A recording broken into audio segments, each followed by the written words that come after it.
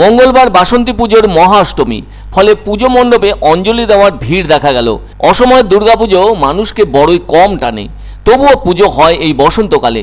অনেক জায়গায় বারোয়ারিভাবেও বাসন্তী পুজো হয়ে থাকলেও কিছু কিছু ক্ষেত্রে পারিবারিকভাবে এই বাসন্তী পুজো হয়ে আসছে। তার অন্যতম হলো জলপাইগুড়ি শহরের পান্ডাপাড়ার ঠাকুর বাড়িতে। বহু বছরের পারিবারিক পুজো তাদের, বাংলাদেশে আদি বাড়ি, ফলে ওখান থেকেই এই পুজোর সূত্রপাত ঘটে। তাই বাংলাদেশের ঢাকা থেকে এক সময়ে চলে আসেন তারা ভারতে, সেটা স্বাধীনতারও আগে, যা 1938 সাল নাগাদ। তখন তারা থাকতেন আলিপুরদুয়ারে। ফলে এই বাসন্তী পুজো বাংলাদেশের বাড়ি থেকে আলিপুরদুয়ারের বাড়িতেই শুরু হয়। সেখান থেকে তারা চলে আসেন জলপাইগুড়ির পান্ডাপাড়ায়। গত 7 বছর ধরে জলপাইগুড়ির বাড়িতে ধুমধাম করে হয়ে আসছে বাসন্তী পুজো।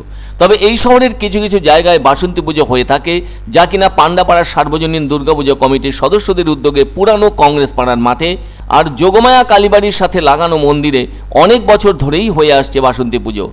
যাই হোক, চতুর্থীর দিন প্রতিমা আনা থেকে শুরু করে পঞ্চমীতে ঘট বসানো সবই ঠাকুরবাড়িতে নিষ্ঠা সহকারে হয়ে থাকছে, যা এবারও দেখা গেল।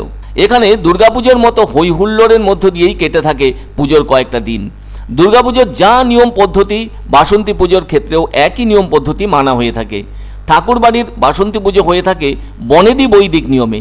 তাদের বাড়ির পুজোয় থাকেন 3 জন পুরোহিত, তন্ত্রসাধক, পূজক এবং অন্নপূর্ণা পুজোর পুরোহিত।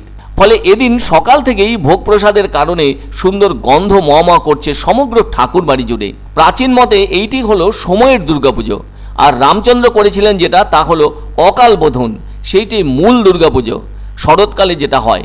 পুরাণ মতে সমাধি নামক বৈশ্যের সঙ্গে মিলে রাজা সুরত বসন্তকালে ঋষি মেধসের আশ্রমে দেবী দুর্গার আরাধনা করেন। এই দুর্গাপুজোই পরবর্তীকালে বাসন্তী পুজো নামে প্রসিদ্ধি বা খ্যাতি পায়। দেবী দুর্গার প্রথম পূজারী হিসাবে চণ্ডীতে রাজা সুরতের নাম রয়েছে বলে জানা গেছে। পরবর্তীতে রাবণকে সরিয়ে দিতে শ্রীরামচন্দ্র অকাল বোধন করেছিলেন শরৎকালে, যা শারদীয়া দুর্গাপুজো হিসেবে খ্যাতি পেয়েছে। আর ওই দুর্গাপুজোই বড় আকারে হয়ে থাকে।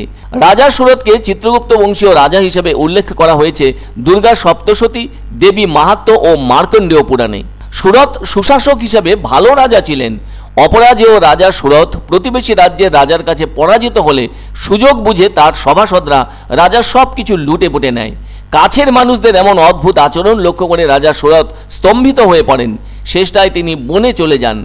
বনের ভেতর ঘুরতে ঘুরতে তিনি একদিন মেধাস আশ্রমে পৌঁছন। ঋষি তাকে সেখানেই থাকতে বলেন, কিন্তু রাজা সুরত তাতে শান্তি পান না। এর মধ্যে একদিন তার সমাধির সঙ্গেও দেখা হয়। তিনি জানতে পারেন সমাধিকেও তার স্ত্রী এবং ছেলে তাড়িয়ে দিয়েছে, তবুও তিনি স্ত্রী ছেলের ভালো মন্দ ভেবে চলেছেন। এরপর তারা দুজনেই ভাবলেন, যাদের কারণে তাদের সব কিছু হারিয়েছে তাদের ভালো মন্দ আজও তারা কামনা করছেন। ঋষিকে একথা বলায় তিনি বললেন, সবই মহামায়ার ইচ্ছে। ঋষির উপদেশেই রাজা সুরত কঠিন তপস্যায় বসেন। পরে মহামায়ার আশীর্বাদেই বসন্তকালের শুক্লপক্ষে রাজা সুরত পূজা শুরু করেন। আর সেই থেকেই শুরু হলো বাসন্তী পুজো, যা আজও হয়ে আসছে সর্বত্র। এটাই আমাদের বৈদিক পুজো ছিল।